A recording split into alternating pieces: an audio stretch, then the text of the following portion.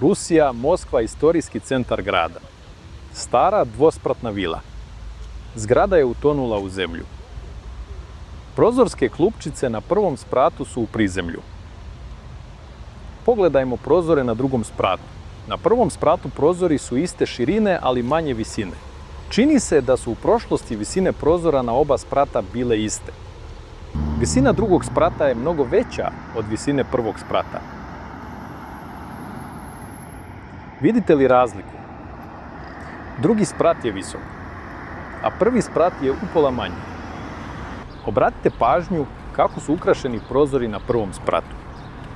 Pogledajmo zgradu iz dvorišta. Ranije su ovdje bili prozori. Ovdje je ukrasni zbočina iznad prozora. Isto kao i sa ulične strane. Evo otvora prozora. Položili su ga ciglama i obložili malterom. Zašto napraviti prozor u prizemlju? I onda ga položiti ciglama. Je li ovo genijalan plan arhitekte? Istoričari objašnjavaju da je ova kuća izgrađena na pad. Stoga se pokazalo da su prozori na lijevoj strani u prizemlju. Ali prvom spratu očito nedostaje visina.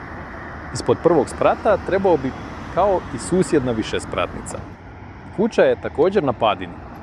Međutim, njegov lijevi rub nije utonuo u zemlju do samih prozorskih klupica. Graditelji su napravili bazu normalne visine. Stara vila uopšte nema podrum.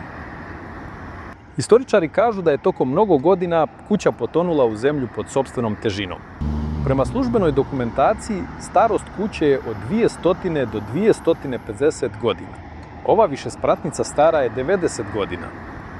Teži je mnogo više. Ogromna masa nije spustila kuću u zemlju čitav vek. Oba objekta stoje na istoj vrsti tla. Ali lagana dvospratna zgrada tone u zemlju do nivoa prozorskih dasaka. Zašto se to dogodilo?